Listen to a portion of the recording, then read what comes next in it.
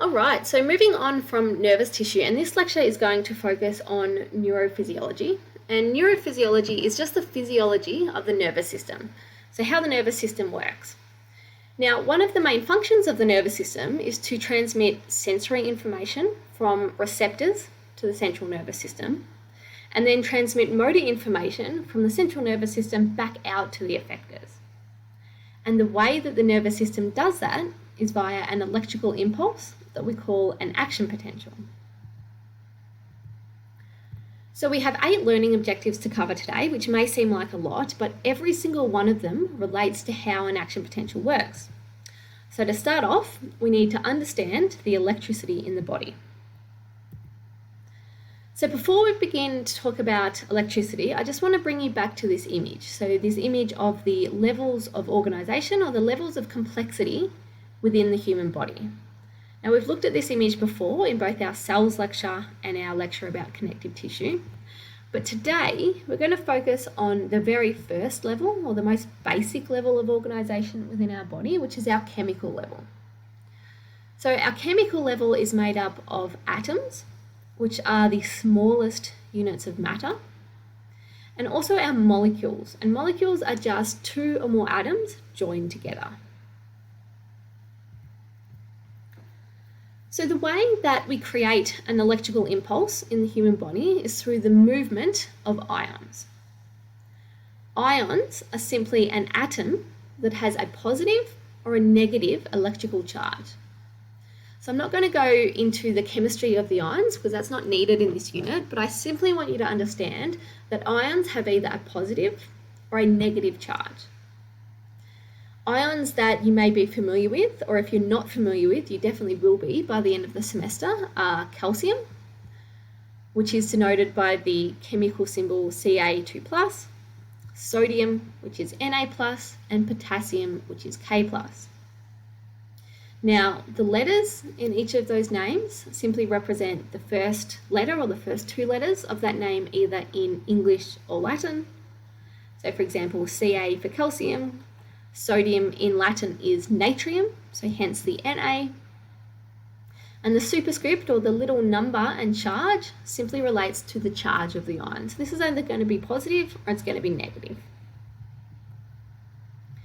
Now, we have ions all throughout the body. So this is another image that you have seen before. We have the extracellular fluid outside of a cell, up the top here in blue. We have our plasma membrane running through the middle, and we have the cytosol, which is the fluid inside the cell, down the bottom here in yellow. So floating throughout the fluid in both the cytosol and the extracellular fluid are all of these different ions. So that's what these different little shapes are. They're different ions. The little plus or minus sign in each of those shapes is simply denoting whether the ion has a positive or a negative electrical charge. The other thing that I want to point out to you at this stage is the plus or the positive signs that are lined up here along the outside of the plasma membrane, and the negative or the minus signs that are lined up on the inside of that plasma membrane. So what this is signifying is that if you summed up all of the electrical charges of all of the neurons inside the cell, the overall charge would be negative. If you did the same for all of the ions outside of the cell, that overall charge would be positive. So inside of the cell, and in this case we're talking about the nervous system, so the cell is a neuron, is more negative than the charge of all of the ions outside of the neuron. Why this is important will become apparent shortly. So the production of an electrical impulse, which you will also see referred to as either a nerve impulse or an action potential, depends on 2 basic features of a plasma membrane. Firstly, the existence of a resting membrane potential, and secondly, the presence of particular types of ion channels along the membrane. So membrane potential is the presence of a difference in electrical charge across the membrane. So how I pointed out that the inside of a neuron is more negative than outside of a neuron, this is membrane potential. Resting membrane potential is the difference in this electrical charge when a neuron is at rest. So when it's not conducting an action potential. Membrane potential is measured as voltage, so we measure our electricity in volts. In the human body, we typically use the units millivolts. And when a neuron is at rest, the membrane potential, or the voltage, is approximately minus 70 millivolts. So that means that the inside of a neuron is 70 millivolts more negative than the outside of a neuron. Now, what creates an electrical impulse or an action potential is when we have movement of charged ions across the plasma membrane. So this could be ions moving from outside of the neuron into the neuron, or into the neuron outside of the neuron. Either way, the ions will travel across the plasma membrane through an integral protein, and those integral proteins we call ion channels. So this movement of ions through the ion channels is what causes the electrical current, or the action potential. So taking a look at this image again, our membrane potential is the difference in electrical charge from the inside to the outside of a neuron. So from the negative charge when the neuron is at rest compared to the positive charge on the outside of the cell. This difference in electrical charge is measured in voltage. In the human body, we measure it in the units millivolts. I mentioned that at rest, the inside of the neuron is 70 millivolts more negative than the outside of the neuron. And then our electrical current, or our action potential, is generated when the ion channels in the plasma membrane open and the charged ions can cross the plasma membrane. So here we have the potassium ions exiting the neuron, and we have our sodium ions entering the neuron.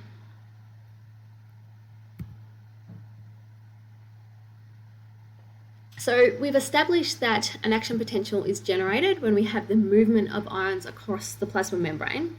But learning objective number 2 is to take a closer look at how this happens. So I want you to be able to describe the movement of ions into and out of a neuron. So we're looking at quite a few images today that you have seen in previous lectures. This image was also taken from our cells lecture, and it summarises the different modes of transport of substances into or out of a cell. So we had 2 general modes. We had passive transport, which does not require energy, or ATP, and this is because it moves substances down their concentration gradient. So remembering, a concentration gradient is the difference in concentration of a particular substance from one area to another. So for example, passive transport moves sodium ions from outside of a neuron where they are in high concentration to inside the neuron where they are in low concentration.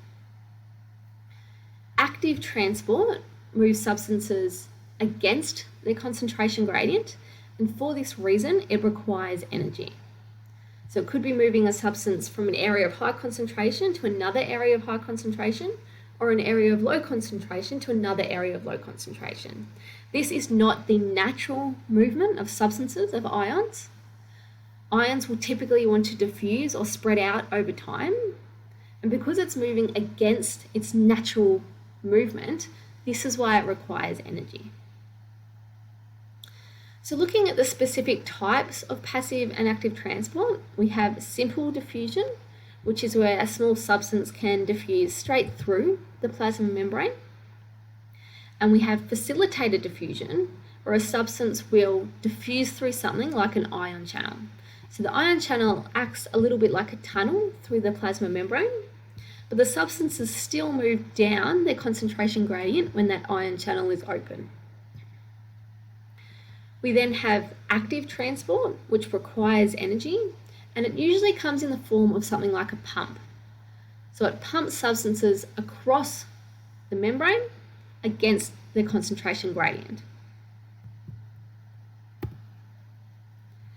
So a bit of a refresher on diffusion, just because it's the basis of the movement of ions which generate our electrical impulses or our action potentials.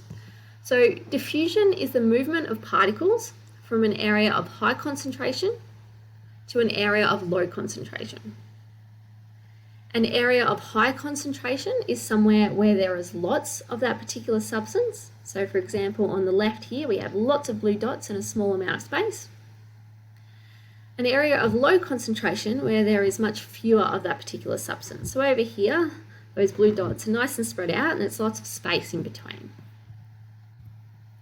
If a substance is unrestricted, so it doesn't have a membrane enclosing that substance, what happens is that over time it will diffuse. So it will spread out nice and evenly within a space.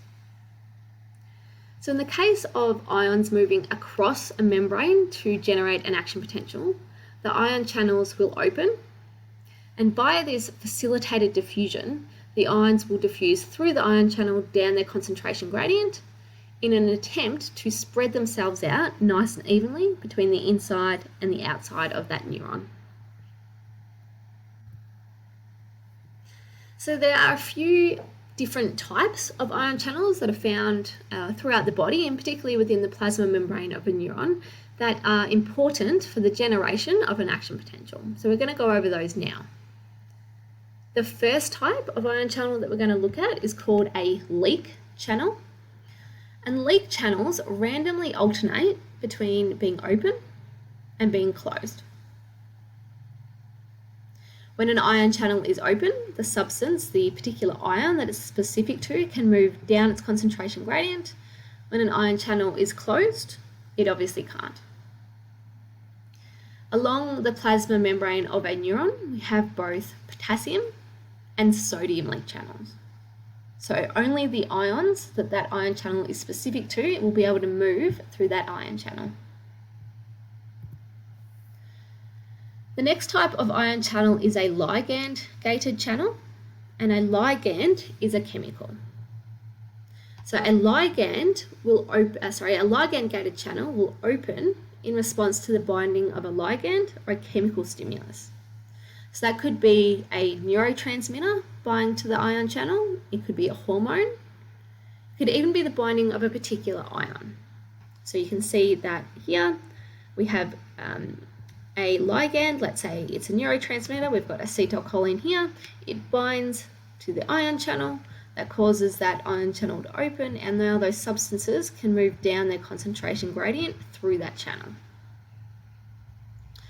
One example of a ligand-gated channel that you will become quite familiar with when we talk about muscles are those that are found on the plasma membrane of a muscle.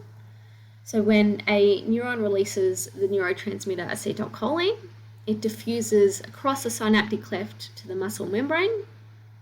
On the muscle membrane are our ligand-gated channels. When the acetylcholine or that neurotransmitter binds to the ligand-gated channels, the ion channel will open. It will let sodium ions into the muscle. That will cause the action potential to spread along the muscle, and the muscle can then contract.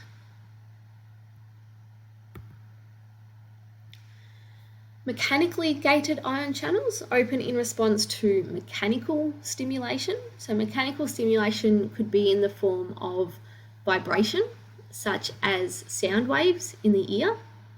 It could be touch or pressure on the skin, or the stretching of, say, an internal organ or a muscle.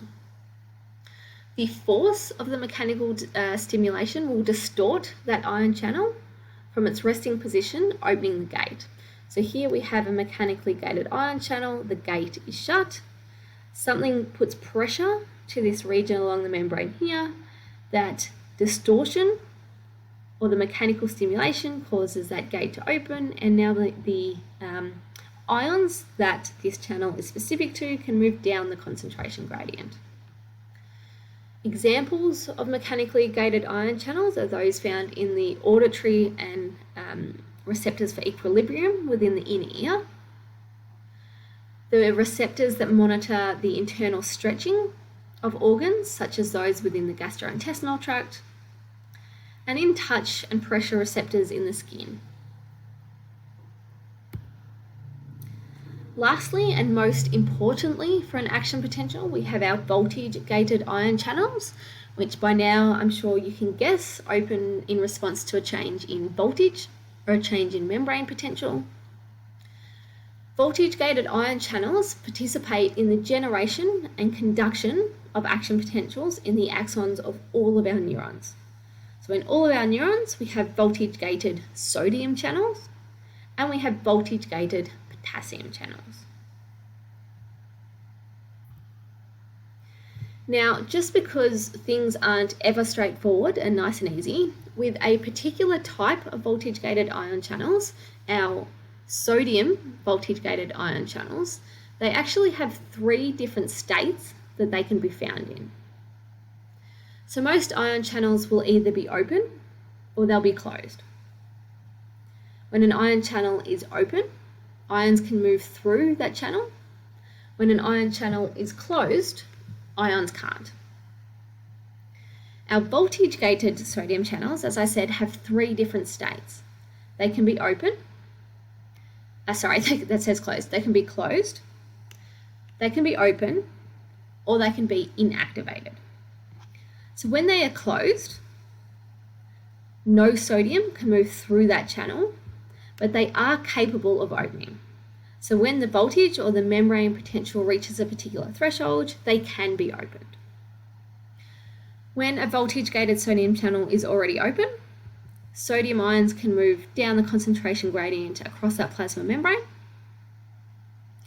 When a voltage-gated sodium channel is inactivated, it is closed. So it has what we call a little inactivation gate. So that closes the channel. So no sodium can move through. But they also cannot be opened. They're incapable of reopening.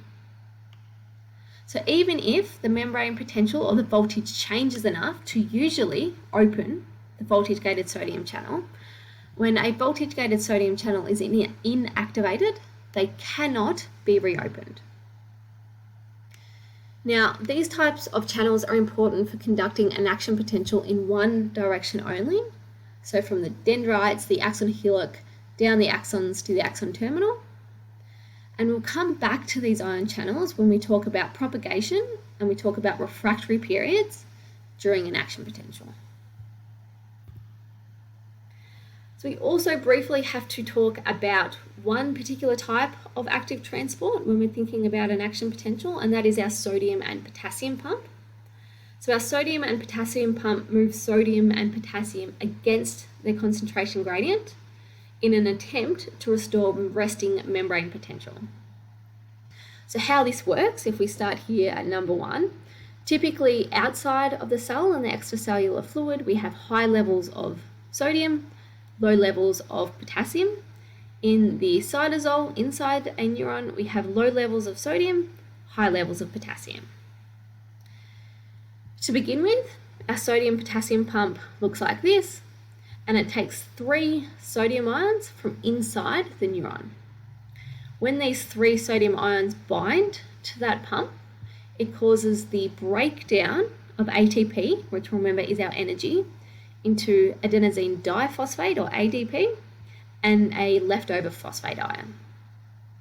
The breakdown of this energy or the ATP causes that pump to change shape.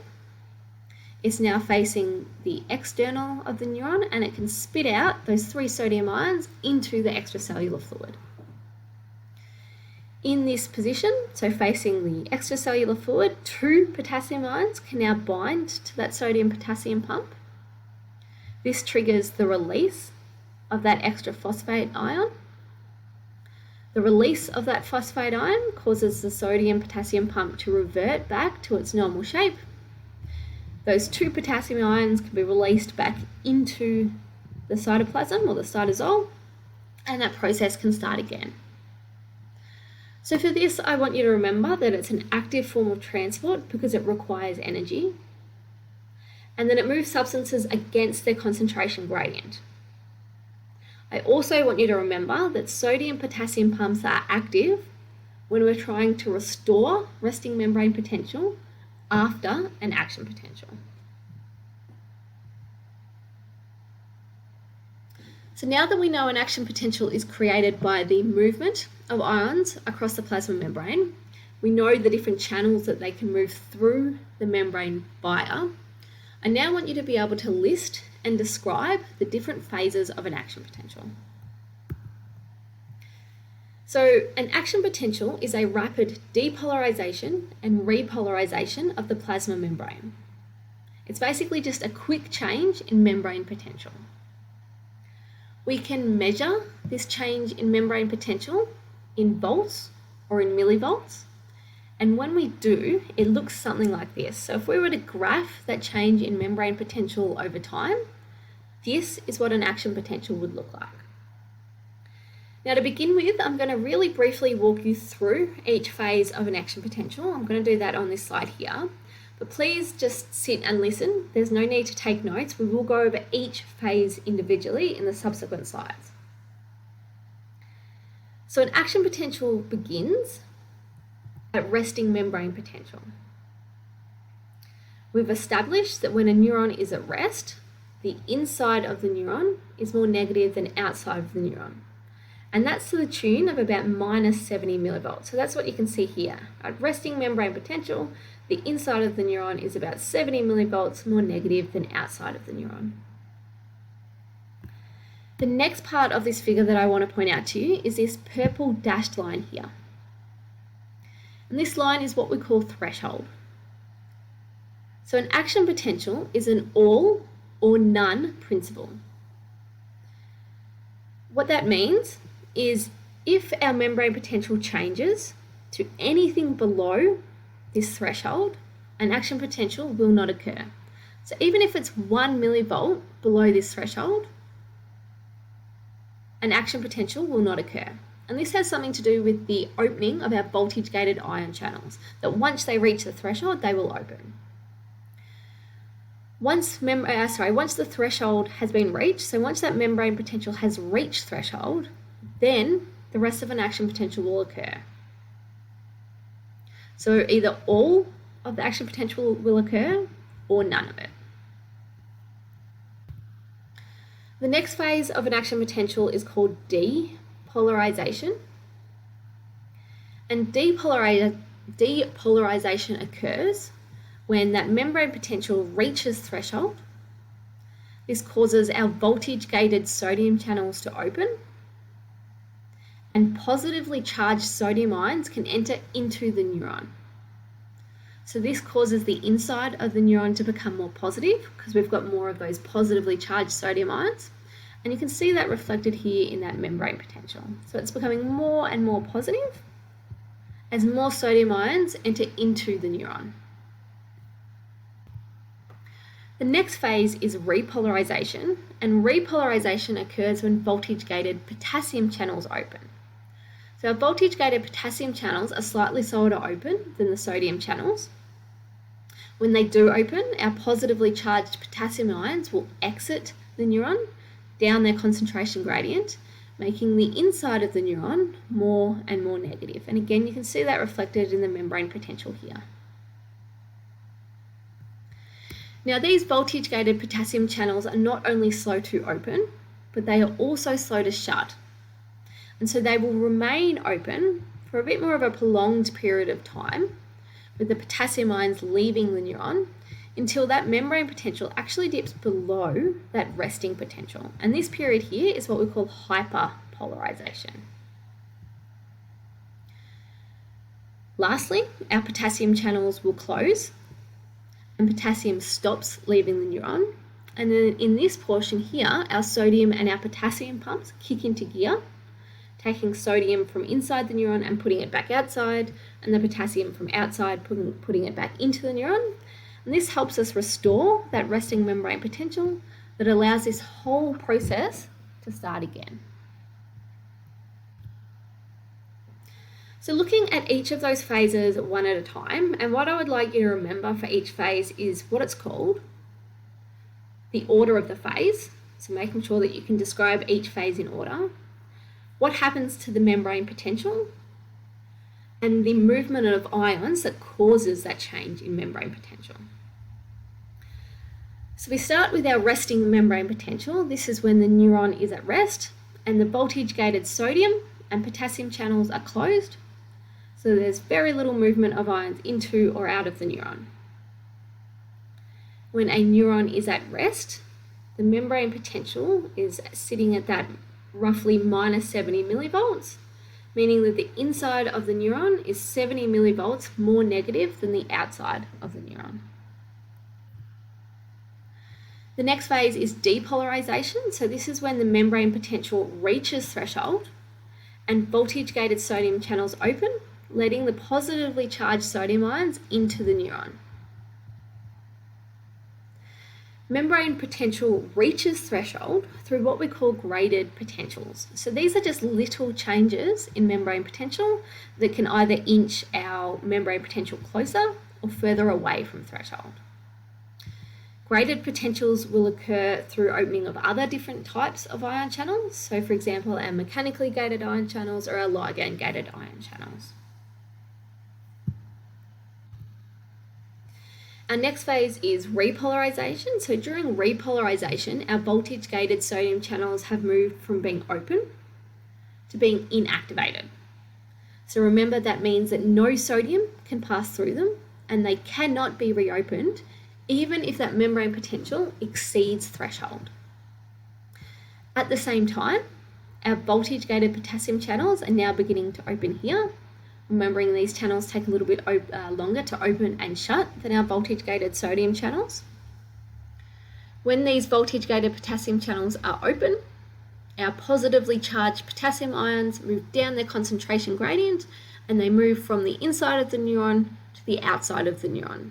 So making the inside of the neuron increasingly more negative than the outside. We then have hyperpolarization. So our voltage-gated sodium channels have now moved from inactivated to closed. This means that nothing is still moving through them, but they can be reopened if membrane potential reaches threshold. Our voltage-gated potassium channels still remain open. So remember, they're slow to open and slow to close. And potassium is still leaving the neuron, so making the membrane potential more and more negative and dipping below that resting membrane potential. Lastly, we have our resting membrane potential again. So it's like a little bit of a loop or a circle, this process. So this is when our voltage-gated potassium channels have now closed. So with both ion channels closed, there is very little movement of ions. But here is where our sodium and our potassium pumps begin to work to try and get that membrane potential back up to resting levels. So we're taking the sodium that has come into the neuron and putting it back outside of the neuron, and putting the potassium that's gone out of the neuron back inside of the neuron. Because this process is moving substances against the concentration gradient, it requires energy. And remember, it's only moving 3 sodium ions and 2 potassium ions at each time. So now we're not having great shifts in our membrane potential. Okay, so we've talked a lot about action potentials, but we also need to talk about what a graded potential is. So I want you to be able to compare a graded potential and an action potential. So an action potential is that rapid depolarization and repolarization of the membrane potential. Depolarization only occurs once threshold has been reached. So once that membrane potential reaches threshold, it triggers the opening of our voltage-gated sodium ions, which allows depolarization to occur. An action potential is what will send the electrical signal and transmit information, say from a receptor to the brain along a sensory neuron, or from the brain to an effector along a motor neuron. A graded potential, on the other hand, is a slight deviation in membrane potential. So we can either have depolarizing graded potentials, where the change in membrane potential brings it closer to threshold, or we can have hyperpolarizing graded potentials, in which the membrane potential is now further away from threshold. Graded potentials, if they are in quick succession, can also be summed together. So in the case of depolarizing graded potentials, if you have a few in quick succession, one after another, they can be summed together, and generally that is what will cause that membrane potential to reach threshold and then the action potential to occur. Right, so learning objective number 5 is then to describe the two different types of refractory periods. So in physiology, a refractory period is the period of time during which an organ or a cell is incapable of repeating a particular action. In the case of a neuron and an action potential, it is the period of time following an action potential during which another action potential cannot be generated. And we have two different types of refractory periods. We have an absolute refractory period and we have a relative refractory period. So during the absolute refractory period, which is during this time here, so from the graded potential to depolarization and repolarization, another action potential cannot be generated no matter the stimulus. So no matter whether the membrane potential reaches threshold again, during this time, another action potential cannot be generated. The reason for this is during this time, the voltage-gated sodium channels are either already open, in which case you cannot open them further, or they are inactivated, which means they're closed and they cannot be opened and sodium can't move through them. So we need that sodium coming into the neuron to trigger that action potential. During our relative refractory period, which is this period here, so during hyperpolarization and that return to resting membrane potential, another action potential can be generated, but only by a larger than normal stimulus. And this makes sense even if you just look at this figure.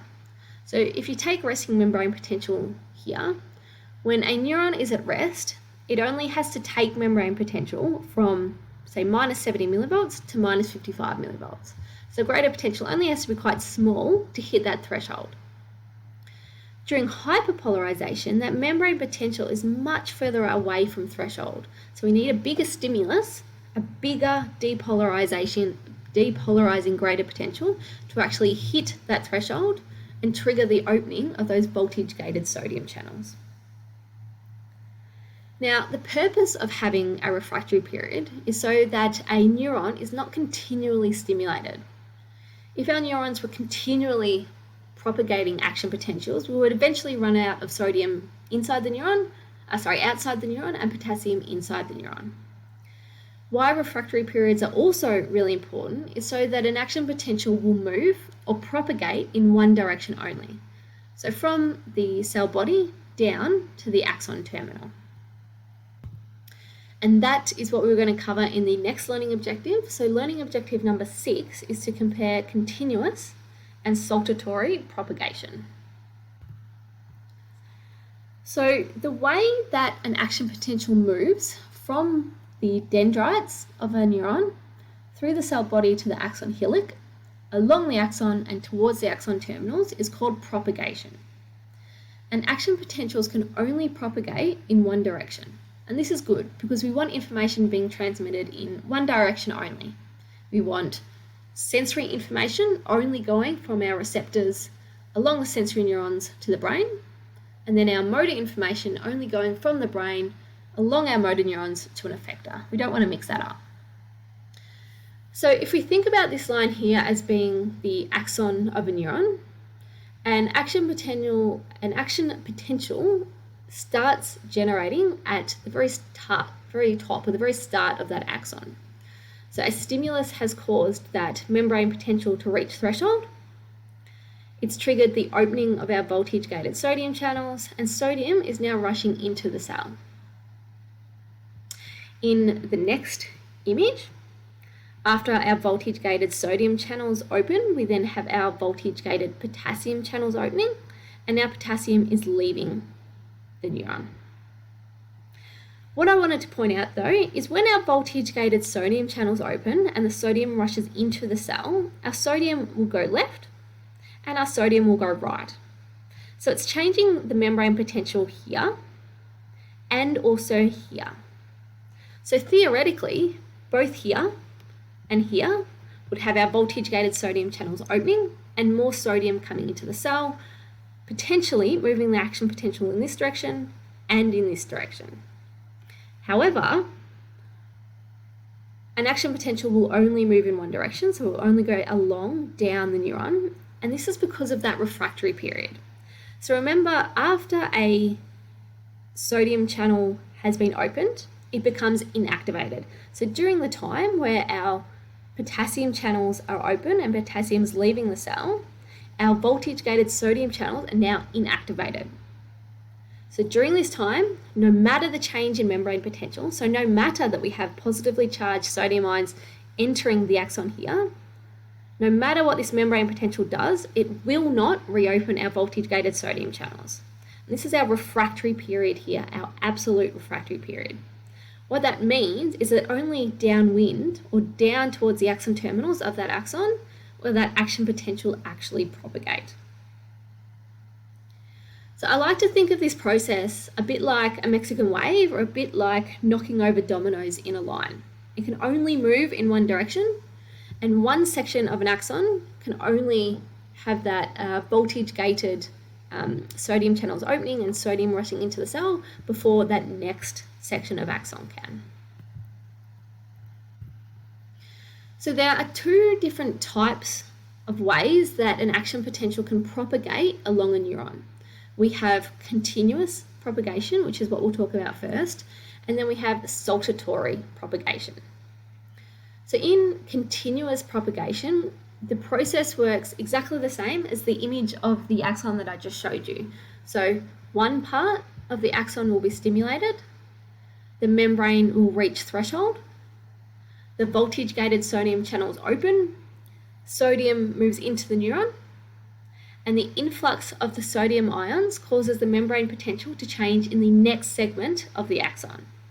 So we'll change membrane potential here, and then here, and it will slowly work its way through every single little individual section of that axon. Now, this process occurs in unmyelinated axons. So remember, myelin is that fatty protein covering that insulates some axons, and its job is to speed up the speed of propagation. So continuous propagation is relatively slow because every single little segment of axon along the entire axon needs to be stimulated to change the membrane potential, to open the voltage-gated sodium channels, to have the sodium come in for the action potential to move along. So this process needs to repeat itself over and over and over and over and over again, all the way down the axon. With saltatory propagation, which is our other form of propagation, and it will make sense in a second, but salta means leaping. Saltatory propagation occurs in our myelinated axons, and compared to continuous propagation, it is much, much faster. So in saltatory propagation, the process begins in exactly the same way. One part of the axon will be stimulated, that membrane will reach threshold, it will open the voltage-gated sodium channels, and sodium moves into the neuron.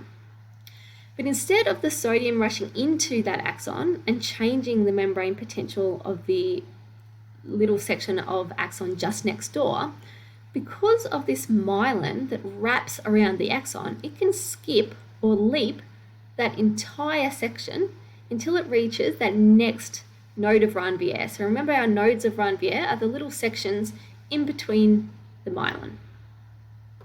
So because we can skip or leap entire sections of axon, this whole process can repeat itself much fewer times, and it's much, much faster to have an action potential move from the cell body down to the axon terminal.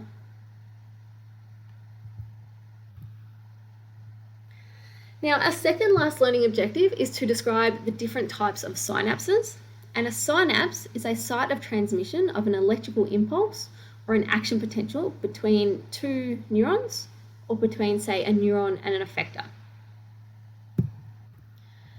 So, as I just said, a synapse is the site of transmission of an action potential between either two neurons or between, say, a neuron and some other effector. So it could be a gland, it could be a muscle. When we describe a neural pathway made up of neurons or neurons and an effector cell, we describe the neuron transmitting or sending the action potential as the presynaptic cell because it's before the synapse.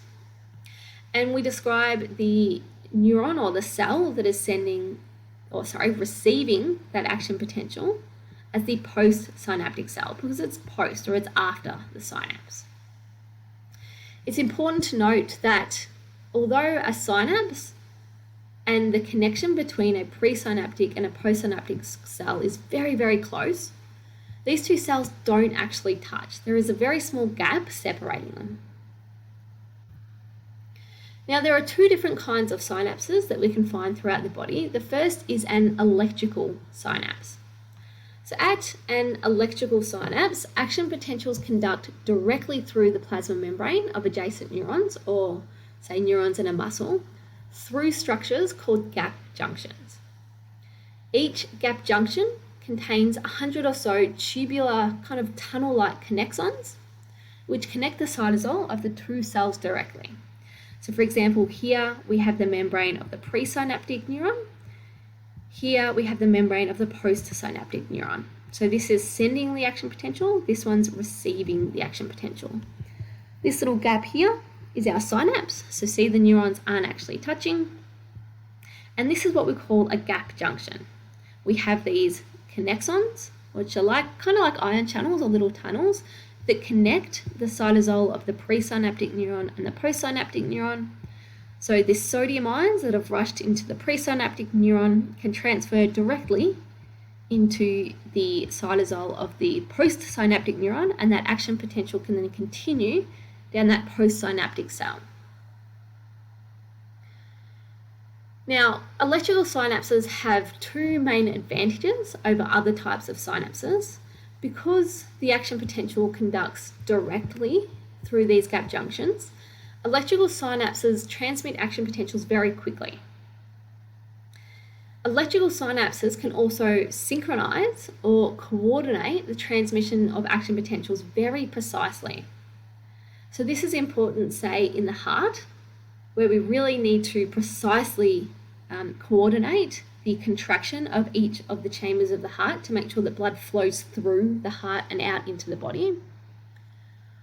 Also, for example, in some of our smooth muscles. So our smooth muscles contract in a pattern called peristalsis, which basically moves the food through the gastrointestinal tract. We need this to be quite coordinated so that food moves through the right direction. In those areas, we will have lots of electrical synapses because it is the easiest way to coordinate those movements. The other type of synapse we have is called a chemical synapse. And in a chemical synapse, there are no gap junctions or connexons. The two cells are completely separated. Instead, we just have this small gap, which we now call the synaptic cleft. So the synaptic cleft here. So at a chemical synapse, an action potential moves from an electrical signal in the presynaptic cell to a chemical signal as it diffuses through the interstitial fluid at the synaptic cleft back into an electrical signal in the postsynaptic cell. So what happens is that an action potential arrives at the axon terminal. This triggers the release of a neurotransmitter or some other kind of chemical into the synaptic cleft. The neurotransmitter or chemical diffuses through the fluid in the synaptic cleft. It binds to our ligand-gated channels. Remember, our ligand-gated channels open in response to a chemical binding to them. In this case, it would be a ligand-gated sodium channel. The binding causes those channels to open. Sodium can now rush into this postsynaptic cell and the action potential can continue. So we're going to walk through that process again because you are going to need to know the different steps at a chemical synapse, particularly when we get to talking about muscles. But firstly, I just want you to consider the extra steps that are involved at a chemical synapse. So how this process would take a little bit longer than an electrical synapse, how much harder it would be to produce a precise, controlled message across multiple postsynaptic cells, and also how there's many more opportunities for something to go wrong. So if we look at this process, again, looking at each of the different steps, we start off with an action potential arriving at the axon terminal. So it's moved its way down the axon and it arrives at the axon terminal, which, remember, are those rounded ends of an axon. The change in membrane potential as the action potential arrives at the axon terminal causes our voltage-gated calcium channels to open. Calcium will move down its concentration gradient, which in this case will mean that it enters into that axon terminal. Calcium in the axon terminal signals to our synaptic vesicles. So remember, our vesicles are like little pockets within an axon terminal which can contain different chemicals. In this case, it will contain a neurotransmitter. The vesicles will move towards the membrane of the presynaptic cell. It will bind to the membrane and release the neurotransmitter into that synaptic cleft. The neurotransmitter will diffuse across the synaptic cleft, bind to our ligand-gated sodium channels on the surface of our postsynaptic cell. Sodium can now enter that postsynaptic cell and this process can begin again. Now, our lucky last learning objective is to define summation, excitatory postsynaptic potentials, which is our EPSP, and inhibitory postsynaptic potentials, so our IPSP. So I mentioned in the nervous tissue lecture that one neuron can receive input from up to 10,000 different synapses. So it's not just one neuron sending a message to another neuron. One neuron can receive messages from lots and lots of different other neurons and different synapses between an axon terminal and a dendrite. Some of this input will be excitatory or depolarizing. The other input will be inhibitory or hyperpolarizing. Also, back in the nervous tissue lecture, I mentioned this part of the neuron here, which is called the axon hillock. This part of the neuron summates or adds together all of the input from each of the synapses, sums it together, and decides what the overall outcome is. So is there more excitatory input or is there more inhibitory input? If there's more excitatory input, that action potential will then move its way down the axon. If there's more inhibitory input, then it will stop here. So now we have what we call excitatory postsynaptic potentials and inhibitory postsynaptic potentials. An excitatory postsynaptic potential is also just a depolarizing graded potential. It brings that membrane potential closer to threshold. An inhibitory postsynaptic potential is also just a hyperpolarizing postsynaptic potential, and it takes the membrane further away from threshold. Just like with our graded potentials, our excitatory postsynaptic potentials and our inhibitory postsynaptic potentials can be added together if they happen quite quickly together. And this process is called summation. So summation. For example, here, so here we have two excitatory postsynaptic potentials that occur quite quickly after one another. They will undergo summation, so they will be added together, and the excitatory or the depolarizing stimulus of these two added together means that the membrane potential will reach threshold, triggering the opening of those voltage-gated sodium channels, and the rest of that action potential will occur. Okay, so that is the end of our neurophysiology lecture. Hopefully, despite the complicated sounding title, and a lot of new different words that you learned today, most of that information made sense, or at least it will make sense maybe after a little bit of revision. As always, please make sure that you submit any questions you have for the online revision tutorial if there's anything you want me to go over again. Otherwise, hope you have a nice week and I will see you in the lab.